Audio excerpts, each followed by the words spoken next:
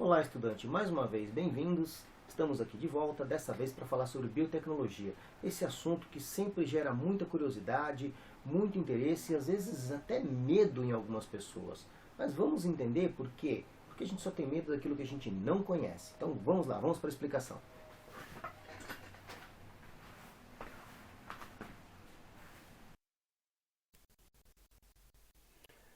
Vamos lá então, vamos para a explicação. Então agora vamos para a parte da explicação da biotecnologia. O que é biotecnologia? Biotecnologia é um conjunto de aplicações, né, tecnológicas ou aplicações de conhecimentos biológicos na produção de um produto. Normalmente esse produto é derivado da tecnologia do DNA recombinante, ou seja, ele está ligado à minha capacidade de modificar e recombinar o DNA, mas nem sempre, tá? Porque existem biotecnologias em que eu não preciso fazer isso. Ó, estas aqui embaixo estão todas ligadas a DNA recombinante. Estas aqui em cima não estão necessariamente ligadas a DNA recombinante. Por exemplo, para usar células-tronco, eu posso usar células-tronco originais do nosso corpo, eu não preciso modificá-las geneticamente, tá? Desse outro lado aqui a gente tem as ferramentas. Então, para fazer essas aplicações, eu preciso usar ferramentas. Essas ferramentas moleculares evoluíram muito a partir do início do século XX, quando nós descobrimos a biologia molecular. Tá? A genética foi avançando, etc. Se você quiser saber mais sobre a genética, vai nesse vídeo aqui que a gente fala um pouquinho. Tá? E o mais importante agora é que a gente está fazendo, então, vamos explicar então as ferramentas para depois poder entender as aplicações. Então vamos lá. Esse tema é muito importante não só porque cai no vestibular, mas também porque faz parte da tal indústria 4.0, que é uma indústria que usa muita tecnologia, incluindo biotecnologia, para produzir novos produtos de forma integrada, com o uso inclusive de inteligência artificial, altamente automatizada, tá? E é fundamental para um novo conceito que a gente chama de biologia sintética, que é a biologia que vai produzir alguns produtos inovadores utilizando a biologia molecular e a biotecnologia, tá bom? Vamos lá. As ferramentas. A gente tem 8 ferramentas básicas que são as mais utilizadas em biotecnologia. E a gente vai começar pela polimerase. Por quê? Porque a polimerase permite o PCR. O que é o PCR? Polymerase Chain Reaction, reação em cadeia da polimerase. Tá? Polimerase é uma enzima que vai multiplicar, que vai copiar, que vai fazer inúmeras cópias de um determinado polímero. O nome polimerase vem daí. Esse polímero, no caso, é o DNA, tá? Então a gente vai mexer com o DNA, nesse caso, e tudo que tem a ver com DNA recombinante vai acabar usando a PCR. Tá? Então, quando eu pego, por exemplo, uma amostra numa cena de crime, ela tem lá uma gotinha ou algumas poucas células daquele indivíduo. Às vezes um fio de cabelo, que eu vou usar o folículo piloso para poder extrair o DNA daquelas células. Então é uma amostra muito pequena. Para que eu possa analisar isso em laboratório, eu preciso então multiplicar o DNA dessa amostra muitas vezes. E é aí que entra a PCR. Com ela eu posso abrir as cadeias de DNA usando calor, 90 graus, e aí a polimerase vai então poder entrar nessas cadeias e multiplicar as cadeias. E aí eu vou duplicando o número de cadeias de DNA a cada vez que eu aplico a PCR, de maneira que eu posso começar com uma cadeia e vou parar com milhares ou milhões de cadeias de DNA e aí fica fácil de analisar.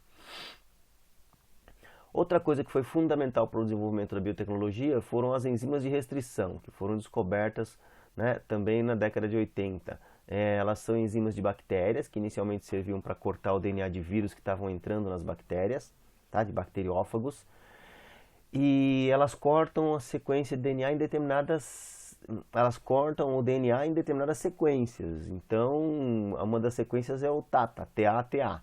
Tá? E aí a enzima de restrição, como corta sempre naquela sequência, ela impede que o DNA do vírus consiga funcionar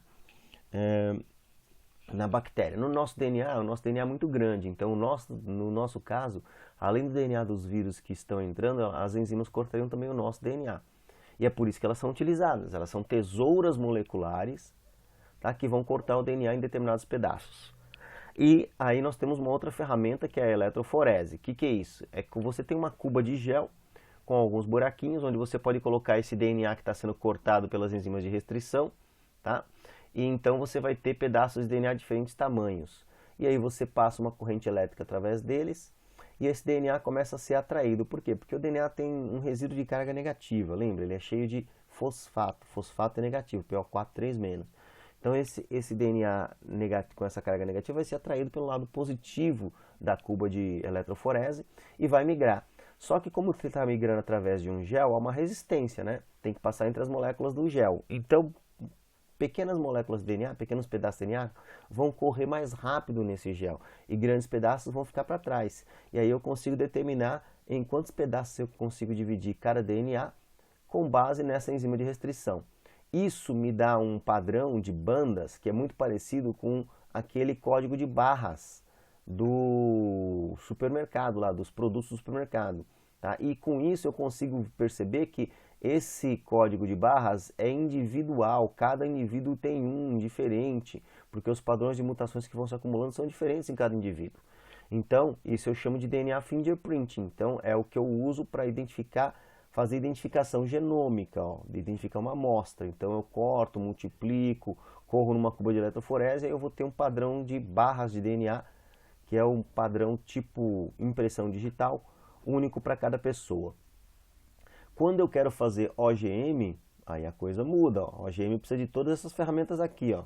E aí eu vou precisar de ligase, que é uma cola molecular para ligar o DNA que eu cortei num outro DNA. E é assim que o ser humano consegue, por exemplo, colocar o gene da proteína de insulina em bactérias e fazer as bactérias produzirem insulina humana para a gente. Tá? Esse é um exemplo clássico que sempre cai no vestibular. Produção de insulina. Antigamente a produção de insulina era feita através da... a insulina era extraída de porcos, que é a mais semelhante à nossa. Hoje não, você produz a insulina humana injetando o DNA com código genético com genes para a produção de insulina diretamente em bactérias. Isso faz com que o processo seja mais limpo, né? Vai estar livre de contaminação, vai ser uma produção muito rápida, né? Basta você purificar depois e fornecer a insulina para as pessoas. E vai ser a insulina humana, que não causa alergia. A helicase é uma enzima que pode abrir o DNA, então ele abre a dupla hélice, tá? Então a dupla hélice está indo assim, ó. E a helicase faz o quê? Ela abre a dupla hélice, para que as enzimas como a polimerase possam trabalhar aqui no meio, tá? E ela também é utilizada em diversas, na identificação genômica, nos transgênicos e assim por diante. A CRISPR-Cas9 é a caçulinha do grupo, é uma tecnologia nova, uma ferramenta nova, é uma enzima guiada por RNA que vai grudar no DNA e vai permitir a edição genética, ou seja, vai permitir que eu possa trocar uma base ou trocar um gene inteiro de um organismo, ou trocar apenas a parte mutante daquele gene, e assim eu consigo editar o gene daquele organismo. Eu consigo colocar genes novos, eu consigo trocar um gene defeituoso por um gene sadio, por exemplo, numa criança que tem um problema de saúde ligado a genético, né, um problema hereditário. Essas foram as ferramentas, de forma bastante rápida, tá? Agora que você tem uma ideia geral, um overview sobre isso, eu aconselho você a dar uma lida um pouquinho mais sobre isso, procurar notícias, se informar, ver sobre atualidades. As ferramentas. Bom, vamos explicar uma por uma agora rapidinho. As células-tronco é um conjunto de células que você tem no seu corpo que são capazes de formar outras células e de se dividir. Então elas vão estar sofrendo mitose o tempo todo e vão estar se diferenciando. Então você tem, por exemplo, células-tronco embrionárias que podem formar um indivíduo inteiro. Tá? Quando se divide um embrião no meio, por exemplo, numa fase como blástula, ele vai formar dois embriões idênticos e vai formar dois gêmeos. Tá? Os gêmeos são clones naturais. Então as células-tronco são utilizadas para fazer clones, por exemplo. Tá? Mas também podem ser usadas para produzir órgãos. Ó. Então veja que uma ferramenta, uma aplicação, também pode levar a outras. Né? Com o uso de células-tronco eu posso produzir um órgão que está sendo necessário para um transplante. É o que se espera é que no futuro essa indústria de órgãos seja uma indústria 4.0, muito organizada, muito integrada, de maneira que eu posso doar as minhas próprias células, a indústria produz um órgão para mim, eu recebo o órgão de volta e ocorre um transplante. Tá? E aí não há rejeição, porque o órgão é meu, foi produzido com o meu DNA. Beleza? A medicina individualizada, ela utiliza também uma aplicação muito importante da biotecnologia, que é a identificação genômica. Então você pode prospectar o seu DNA em busca de mutações que possam ser deletérias. tá? E aí eu posso aplicar um tratamento individualizado para cada indivíduo, de acordo com as mutações, com a genética dele, com a origem dele, tá? É, a produção de clones, a clonagem. A clonagem é muito importante, por exemplo, na agropecuária. Se eu tenho uma espiga de milho, que ao invés de 10, um pé de milho, que ao invés de 10 espigas produz 20, é óbvio que eu vou querer clonar esse pé de milho para aumentar minha produtividade. A gente já tem exemplos disso na lavoura. Então, a gente já usava isso com plantas, porque plantas são fáceis de serem clonadas, né? Reprodução assexuada, por estaquia. Então, lavouras como citros, cacau, são lavouras clonadas. O próprio eucalipto, hoje em dia, é produzido a partir de eucaliptos clonados. Em animais isso é mais difícil, mas foi conseguido lá na década de 90 pelo Wilmot, que clonou a Dolly, a ovelha Dolly, né? Que era difícil clonar mamíferos. Então, se eu tenho, por exemplo, uma ovelha que produz uma lã de primeira qualidade, eu vou querer clonar ela. Se eu tenho uma vaca que produz, ao invés de 10 litros por dia, que é a média nacional no Brasil, ela produz 20, eu posso melhorar o meu rebanho por meio de clonagem, tá? E aí eu posso ter 20 vacas que produzem 20 litros de leite por dia e aumentar minha rentabilidade, certo? E aumentar minha produtividade também, talvez até baratear o leite, quem sabe, no futuro próximo. Essas tecnologias ainda são um pouco caras, tá? Mas conforme elas se tornam mais acessíveis, é provável que elas consigam baratear. Vacina de DNA. É um conceito novo, bastante importante, deve estar presente aí nas próximas décadas, e ela vai facilitar muito a aplicação de vacinas, porque vai evitar as alergias, né? Tem gente que é alérgica a componentes do ovo, onde as vacinas tradicionais são produzidas. Nessa aqui não, eu vou injetar um trecho de DNA que codifica uma proteína do patógeno, os seus ribossomos vão produzir essa proteína em algumas células, e aí o que vai acontecer é que depois de algum tempo você vai estar combatendo essa proteína, vai estar identificando esse antígeno. E aí o seu sistema imune vai estar preparado. Então eu não preciso mais injetar um vírus inteiro ou parte dele, ou ele atenuado. Eu posso injetar um pedaço do DNA do vírus da bactéria e com isso eu consigo fazer uma vacina. Ou eu posso colocar esse DNA, por exemplo, numa batata e você, ao comer essa batata, vai estar sendo vacinado contra aquele determinado patógeno. A identificação genômica é muito utilizada em investigação forense, então para investigar paternidade, o teste de paternidade é um tipo de investigação genômica, teste de maternidade, teste para saber se um criminoso esteve na cena de um crime, né? É muito comum pegarem, por exemplo, a pele que está embaixo da unha de uma vítima, que deve ter um pouquinho lá do criminoso, ou um fio de cabelo que eles acharam na cena do crime, e identifica pelo genoma, pelo DNA. Transgênicos, grande potencial, muito utilizado, todo mundo já ouviu falar do milho transgênico, do tomate transgênico, da soja transgênica, que já é cultivada no mundo inteiro, né? E basicamente consiste em você pegar um gene de uma espécie e injetar em uma outra espécie. Galera, presta atenção. Se eu pegar um gene humano e injetar em um ser humano, isso não é transgênico.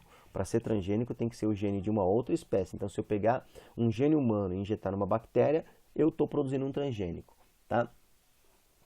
Algumas vezes a gente produz seres luminescentes, que brilham no escuro, porque a gente injeta o gene de uma água-viva nesses seres. Então vai ser o mercado de pet vai bombar nos próximos anos por causa disso. Você vai ter cachorrinho, gatinho, peixinho que brilha no escuro. É claro que você pode discutir a bioética disso, mas por enquanto a gente não vai entrar nessa discussão, tá? Vamos deixar isso para aula de filosofia e sociologia. A edição genética, então, ela tem se apresentado com um potencial revolucionário, só que como ela é uma ferramenta muito fácil de ser utilizada, né? Claro, com os conhecimentos adequados, tem muita gente fazendo em casa. Assista aí no Netflix a série Seleção Artificial, que você vai ver um pouco disso. Mas ela apresenta um grande potencial para a cura de determinadas doenças. Então você pode editar os seus genes e se tornar imune a algumas doenças. Foi o que aconteceu na China.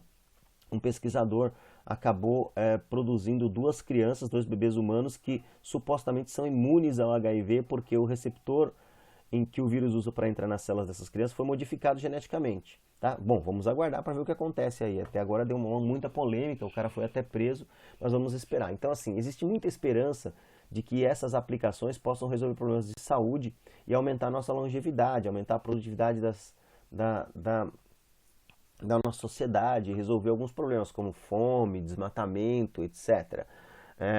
Mas a gente vai ter que esperar para ver, isso depende de políticas também, não é só uma questão de aplicação. Muito bem, agradeço a todos que prestaram atenção até aqui e peço para vocês que multipliquem a mensagem, compartilhem aí o vídeo para que outras pessoas possam entender também como é que funciona a biotecnologia.